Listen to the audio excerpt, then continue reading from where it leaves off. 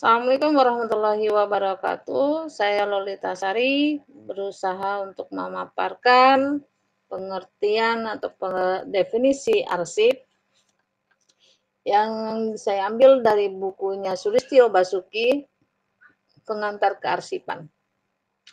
Sulistyo Basuki ini tentu kita sudah mengenal dengan baik. Beliau adalah pakar ilmu perpustakaan dan masih saat ini masih satu-satunya profesor ilmu perpustakaan di Indonesia. Beliau adalah guru besar ilmu perpustakaan pada Fakultas Ilmu Pengetahuan Budaya Universitas Indonesia. Oke.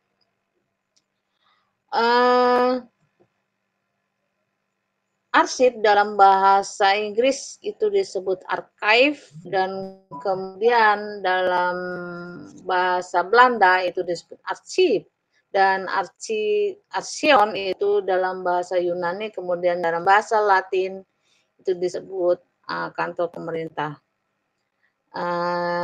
Untuk memahami arsip tentu saja kita harus memahami pula istilah-istilah asing yang kemudian nanti Indonesia akan mengadopsi dari salah satu istilah tersebut, terutama dari istilah arsip dari Belanda yang disebut sebagai arsip. Di dalam memahami arsip ini terdapat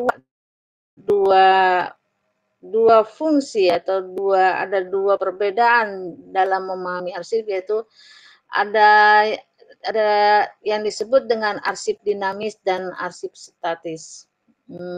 Pertama kita harus memahami dulu apa itu arsip dinamis.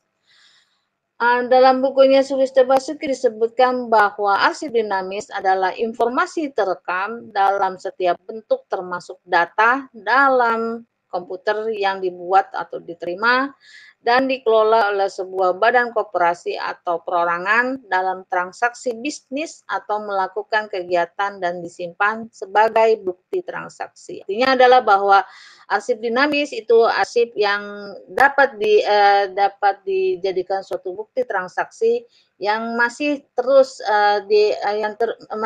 yang arsipnya masih terus digunakan dalam kegiatan sehari-hari di dalam suatu lembaga atau koperasi, atau bisa juga pada perorangan. Dan kemudian kita juga mengenal rekod. Rekod itu di Indonesia itu memang belum banyak mengenal rekod. Padahal pemahaman rekod itu sama dengan arsip dinamis. Nah, disinilah keunikan dari bukunya Sulistyo Basuki, bahwa beliau ini menceritakan bahwa dinamis di Indonesia itu ada istilah lain dari arsip dinamis, yaitu yang disebut dengan rekod. Rekod ini dapat disebut juga sebagai cantuman atau warkat. Istilah warkat atau cantuman, atau biasanya cantumannya itu banyak digunakan oleh kalangan pustakawan yang menunjukkan bahwa cantuman itu adalah data bibliografi sebuah dokumen, misalnya sebuah buku. Jadi buku itu dapat disebut sebagai cantuman. Ini menunjukkan bahwa sebenarnya bisa saja buku itu dikatakan sebagai arsip dinamis dalam kearsipan. Oke, selanjutnya adalah contoh daripada arsip dinamis itu misalnya korespondensi, laporan, peta, foto, rekaman suara dan gambar hidup dalam berbagai format media seperti mikrofon, cakram audio, video, gulungan pita komputer, makalah, historical manuskrip atau yang disebut dengan manuskrip sejarah. Jadi belum banyak mungkin yang mengetahui bahwa manuskrip yang tulisan tangan itu dalam kearsipan disebut sebagai arsip dinamis. Kemudian Sulistyo Basuki juga membedakan lagi antara arsip dinamis dengan dokumen. Karena dokumen itu merupakan unit terstruktur dari informasi terekam yang diterbitkan maupun tidak diterbitkan dalam bentuk copy atau e-copy. E-copy di sini adalah misalnya electronic mail dan dikelola sebagai unit diskrit dari sistem informasi.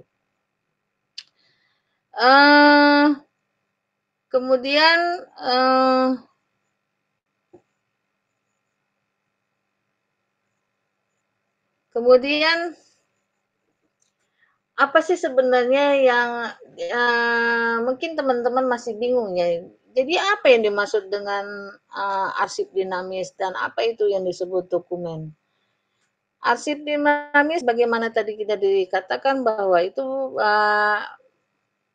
berbentuk ya surat menyurat, korespondensi surat menyurat. Nah, sedangkan itu dokumen adalah misalnya misalnya adalah memo. Memo itulah dokumen. Dia bisa diterbitkan dan bisa juga tidak diterbitkan. Kalau dari bukunya Sulistyo Basuki, contoh dari dokumen itu misalnya yang kegiatan, salah satu contohnya adalah kegiatan perbankan sehari-hari, misalnya cek. Kegiatan di bank itu salah satu contoh dokumen misalnya cek, kwitansi, tagihan, invoice, berita clearing, korespondensi dan sejenisnya. Itulah yang disebut dengan dokumen. Kemudian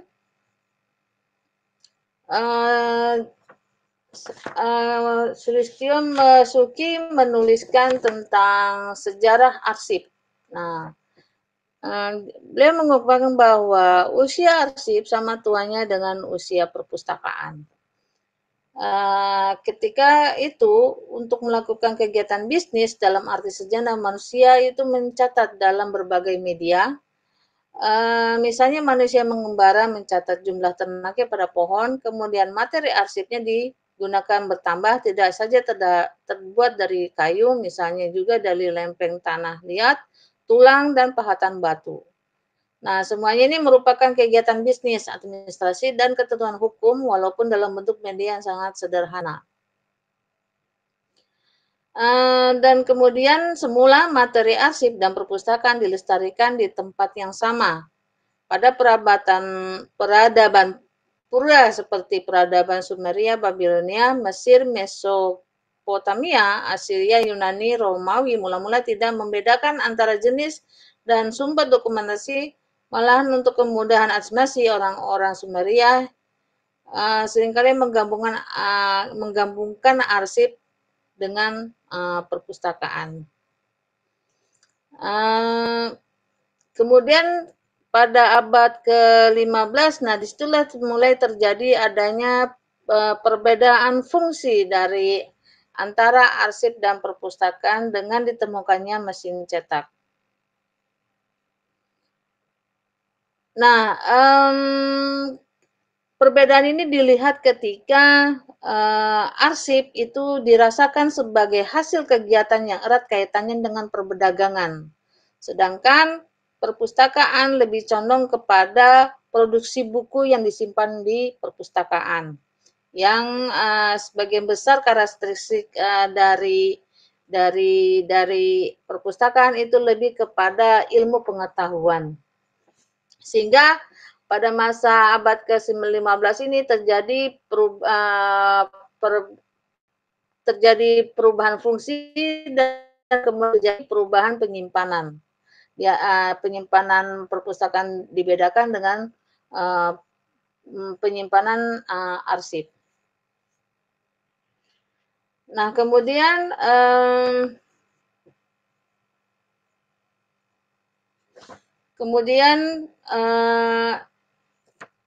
siapa sih yang mengelola arsip ini? Yang mengelola arsip ini adalah disebut sebagai arsiparis. Ya, ini orang yang bertugas dalam administrasi arsip atau lebih spesifik orang yang secara profesional terdidik, terlatih, berpengalaman, dan terlibat dalam administrasi materi kearsipan yang mencakup arsip dinamis dan arsip statis.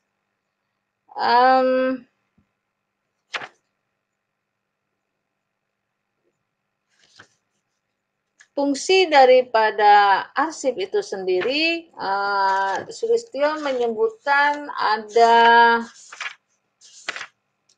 10 fungsinya. Yang pertama adalah sebagai memori perusahaan atau perorangan, di mana arsip merupakan memori badan korporasi maupun perorangan. Dan yang kedua adalah untuk alat bukti. Alat bukti bagian hukum seringkali memerlukan arsip dinamis historis untuk mendudukkan posisi mereka. Artinya ini biasanya dijadikan sebagai landasan atau dokumen untuk memperkuat suatu keputusan hukum dalam menentukan tindakan hukum dan sebagainya. Kemudian yang ketiga adalah sesuai dengan ketentuan perundang-undangan. Jadi artinya arsip ini harus dikelola berdasarkan aturan-aturan disesuaikan dengan negara atau wilayahnya masing-masing. Dan kemudian keempat, sebagai sumber penelitian, khususnya penelitian sejarah. Ada istilah yang terkenal, slogan no archive, no history, bahwa tidak ada arsip maka tidak ada sejarah. Yang kemudian yang kelima, ya, untuk keselamatan manusia. Arsip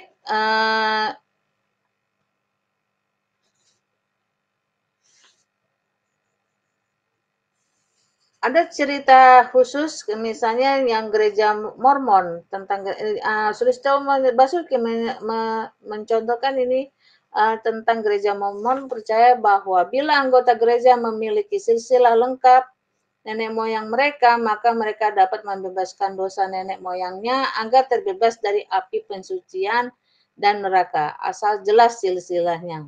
Karena itu tidak mengherankan bila silsilah jemaat Gereja Mormon sangat lengkap, baik yang tersimpan di National Archive Amerika Serikat maupun Mormon Historical Society di Salt Lake City, Utah, AS. Artinya disinilah dibutuhkan arsip sebagai keselamatan manusia. Jadi silsilah dari manusia itu harus jelas sehingga bisa untuk membebaskan dirinya dari dosa dan menuju ke surga. Itu yang dicontohkan sebagaimana yang diyakini oleh gereja Mormon. Kemudian yang keenam adalah untuk kepentingan masyarakat. Para peneliti kedokteran dengan menggunakan rekam medis dan arsip kedokteran dapat melacak simptom, gejala, dan pola penyakit dalam upaya mencari penyembuhan dan pencegahan. Artinya bahwa arsip bisa digunakan sebagai landasan untuk kepentingan masyarakat. Misalnya contoh untuk saat ini adanya melanda era COVID. Nah, sebenarnya kalau melacak ke sejarah terdahulu, ada jangan-jangan atau mungkin pasti ada dahulu kala itu pernah mengalami juga seperti hal yang sekarang. Misalnya penyakit era COVID yang dialami saat ini bisa saja masa lalu itu pernah terjadi. Nah, artinya ketika misalnya dokter-dokter sekarang atau tenaga medis melacak ke arsip-arsip masa lalu berkenaan dengan penyakit-penyakit epidemi masa lalu, nah itulah arsip-arsip itu menjadi suatu landasan untuk membuat suatu formula untuk menyelamatkan umat manusia. Nah itulah yang disebut dengan arsip sebagai untuk kepentingan masyarakat. Itulah fungsinya arsip. Yang ketujuh adalah untuk kepentingan pendidikan dan hiburan. Contoh yang pernah dilakukan ini ketika membuat film November 1828 dan Cut Nyadin.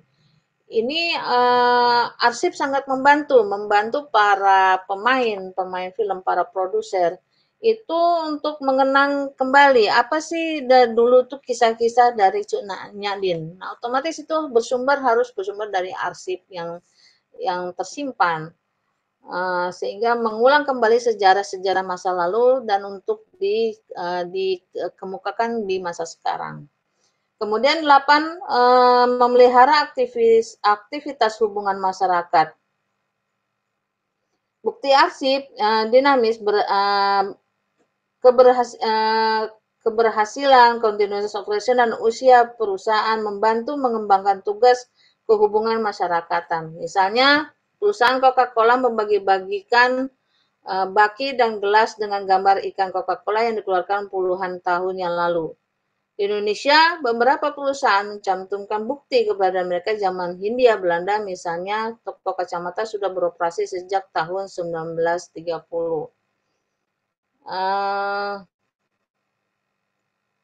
Kemudian yang ke-9, arsip juga digunakan untuk kepentingan politik dan keamanan. Arsip digunakan untuk mendukung kawan politik atau menjatuhkan lawan politik. Sebagai contoh, ketika calon presiden AS, Bill Clinton, berkampanye untuk jabatan kepresiden, maka pendukungnya menelusur sejarahnya. Terbukti dari keturunan ibu dia berasal dari mana, ibunya berasal dari Leiden, negara Belanda, bahwa dia pemenang beasiswa Rhodes yang tersohor.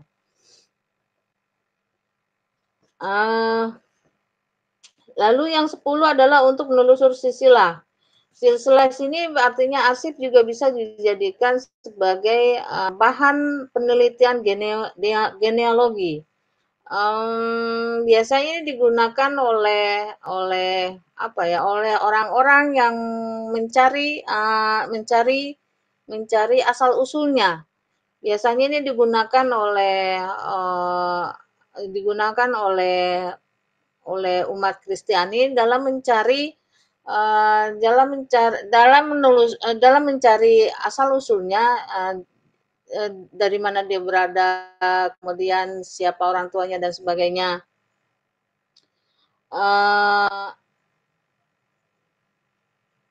Artinya adalah bahwa arsip bisa menjadikan suatu landasan identitas seseorang. Kemudian arsip memberikan sumbangan dalam pembinaan kepribadian nasional serta bermanfaat dalam melindungi warga, hak pribadi maupun hak lainnya. Dalam berikutnya, Stobasico juga menyebutkan bahwa ada kajian arsip atau ilmu kearsipan.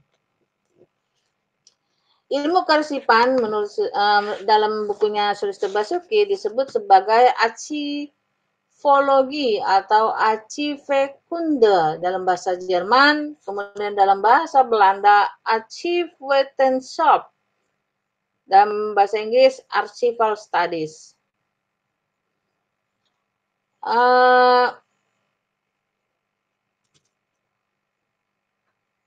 Cakupan dari dalam Archival Studies itu disebutkan ada 8. Satu, gedung arsip dan fasilitas penyimpanannya. Nomor 2, penilaian ofisial dan pemusnahan. Yang ketiga, pelestarian dan rehabilitasi arsip. Yang keempat, susunan kearsipan. Yang kelima, deskripsi kearsipan. Yang keenam, jasa rujukan foto duplikasi. Yang ketujuh, pameran dan penerbitan termasuk penyuntingan. Yang kedelapan, penataan makalah pribadi personal paper. Dan ilmu-ilmu yang berkaitan dengan kearsipan diantaranya adalah ilmu perpustakaan. Karena memang ilmu kearsipan itu sebagai suatu ilmu tidak dapat berdiri sendiri.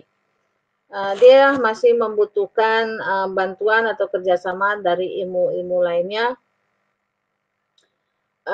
Di antaranya itu tadi, di antaranya adalah ilmu perpustakaan yang mengkaji perpustakaan beserta kegiatan seperti pengumpulan, pengadaan, pengolahan, penyebaran, dan pendayagunaan koleksi. Nah, dari sini sebetulnya antara perpustakaan dengan kearsipan ada, boleh dikatakan sebagai kakak adik atau siam kembar.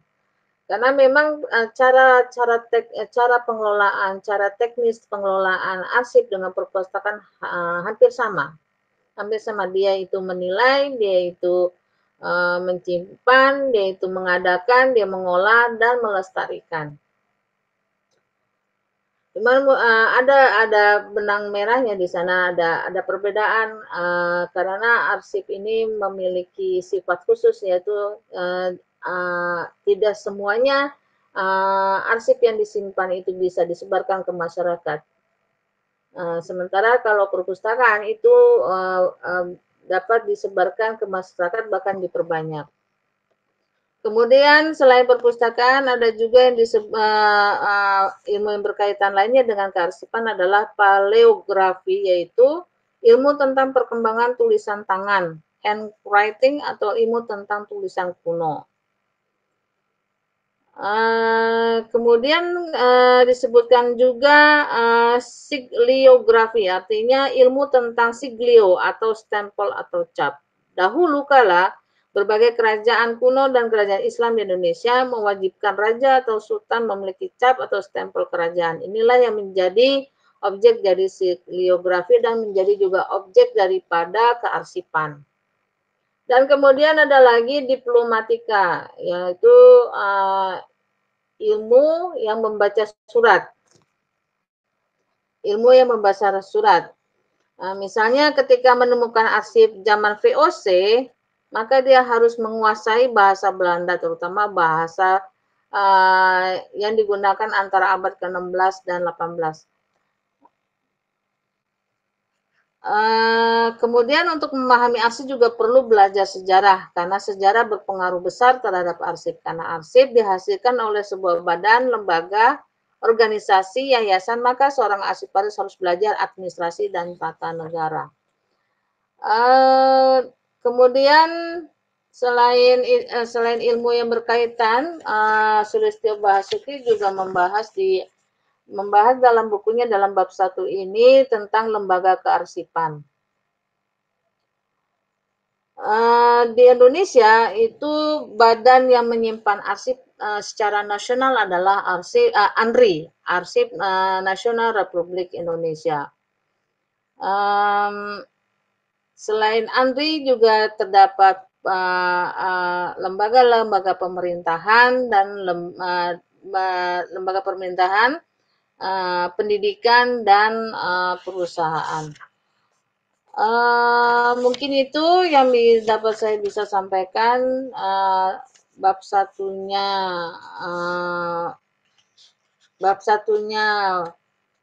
dari karangan Sulistyo Basuki dalam bukunya Pengantar Kearsipan. Kurang lebihnya mohon maaf. Assalamualaikum warahmatullahi wabarakatuh.